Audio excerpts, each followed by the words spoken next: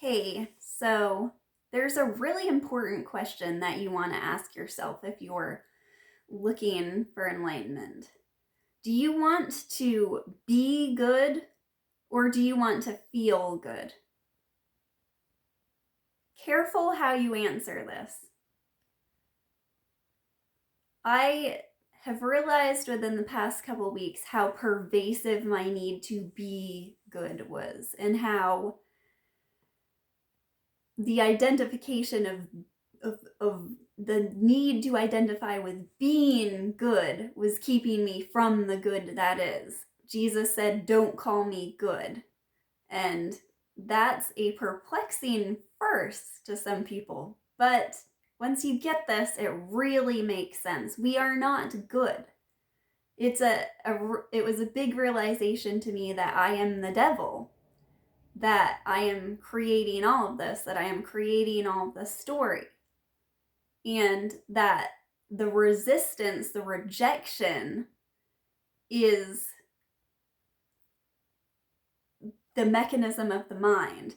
That meditation, that love transcends, that love heals, that love solves, and underlyingly has already solved.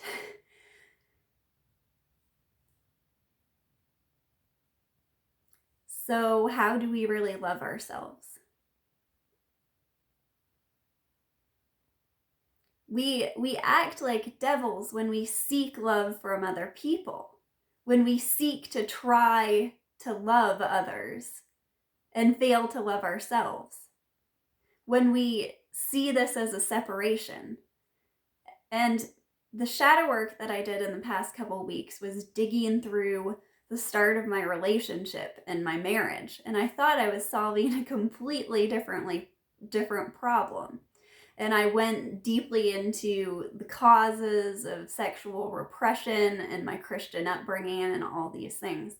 And in the end, I found that I really had been mistreating my husband on the level of thought. I was doing everything I thought I needed to do to be a good wife. And yet I was judging him constantly. And I was criticizing him constantly.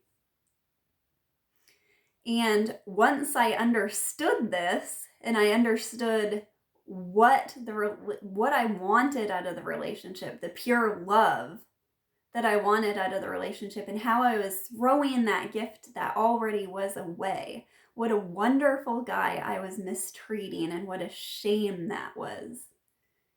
And this was an incredible realization to me. Like, it made me feel amazing once I had let go of that need to control him, or need for him to be a certain way for me to love him and respect him.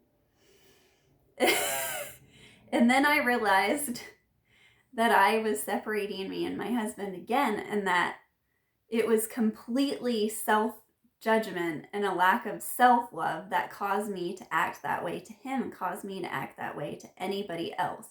That the judgment, the separation of the mind, that one movement, that wanting to be good, wanting to be something other than something else, causes the judgment itself. And meditation and self-love is the only thing that heals that. It just is. It cannot be spoken, it cannot be said, because all of our words, all of our thoughts are separating. And when I say not this, you have to find out what this is. I thought I knew. I thought I thought I understood the power of self-love. I had no idea.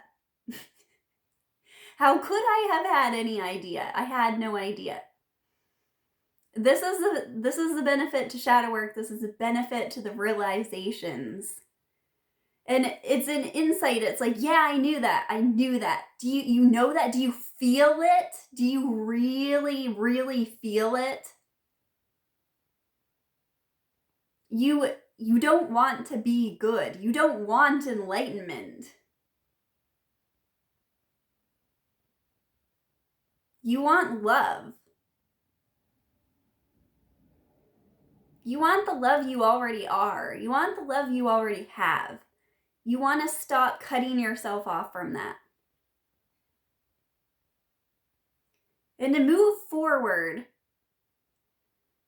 there's meditation, there's stopping the thought, there's loving what is, and there's loving what you do, and expressing love to others and loving yourself at the same time you do it. When we love ourselves, we attract love from others in this sort of illusion. When we really love ourselves, that's how we attract love. There's no other way to attract it because there's only us. There's only us here to love.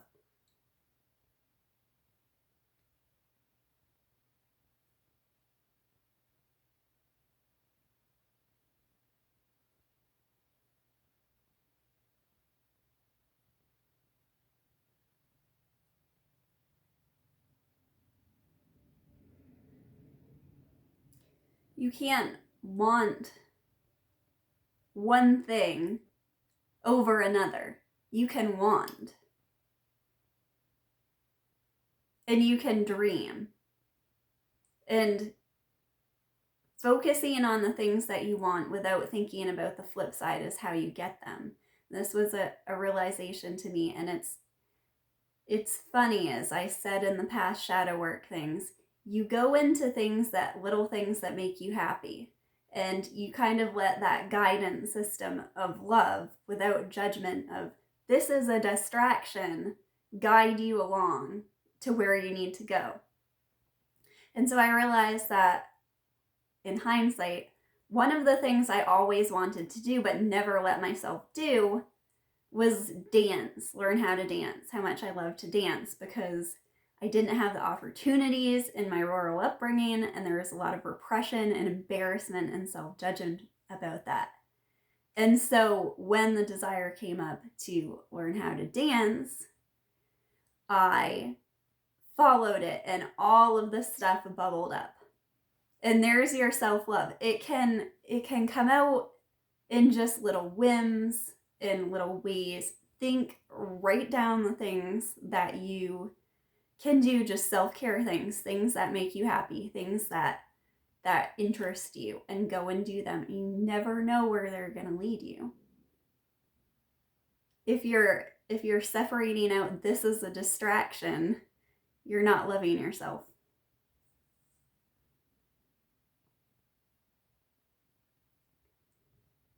And we fall into these patterns of complaining about things and just making ourselves miserable, and we're truly making ourselves suffer.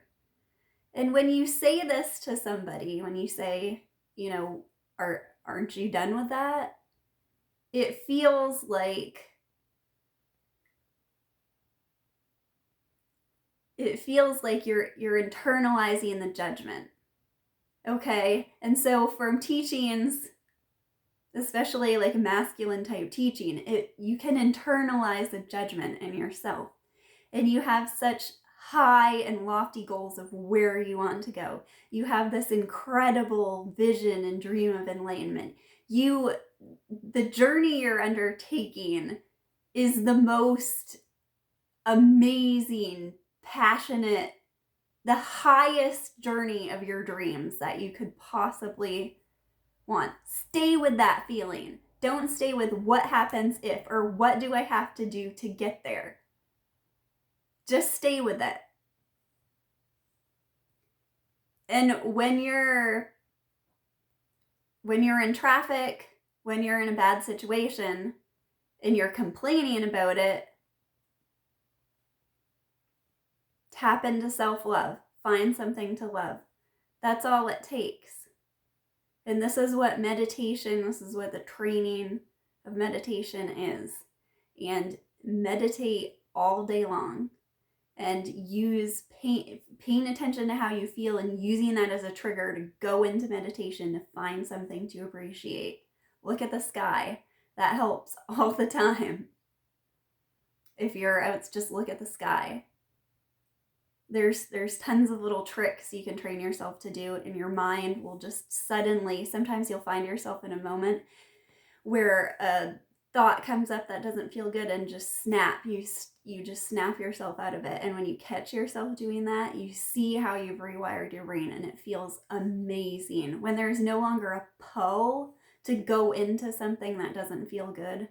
Last night I was having, after all these realizations, I was just having this down day again for the most part.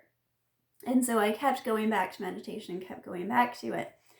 And I was trying to think of things that I could do to improve my mood and everything. So I figured I'd just go upstairs and take a shower. And my daughter came in after 2 minutes and started throwing this horrible tantrum. And I tried to come up with things to solve it and couldn't. And so here I am trying to get a few minutes by myself to take care of myself. And she's just like in the room screaming her head off the whole time. And like, the normal reaction to that is, oh, poor me. But I just meditated my way through it. And eventually it started raising my mood so much that I started realizing how I went upstairs to take a shower to improve my mood because I was feeling lonely. And so she joined me up there and started screaming her head off. And so I thought about how ironic that was, and how I noticed how I didn't want to join her. Because when you have a kid that age and they throw tantrums, often like when you're frustrated, you join them in their frustration. And that is absolute hell of having a toddler, when you join them in that. But if you can just stay and you just let their negative vibration sort of like move through you, then it's an amazing feeling to overcome that. And so I was just appreciating this, that there was no temptation to join her, that I was able to stay, just to stay. And so then I started laughing about the irony of it, and she is upset. And just at that moment, she stuck her head in the shower curtain and saw me laughing. And then she really screamed, and I laughed even harder. But compassion, self-judgment, there you go. But yeah, so you start to catch yourself. You see how fast this happens, how fast you can rewire your brain. And it all goes with paying attention to how you feel and wanting to feel good. So be careful to make that distinction, that you don't want to be good. Truly, you do not want to be good. You want to be, period. Just be. I love you guys. Talk to you later.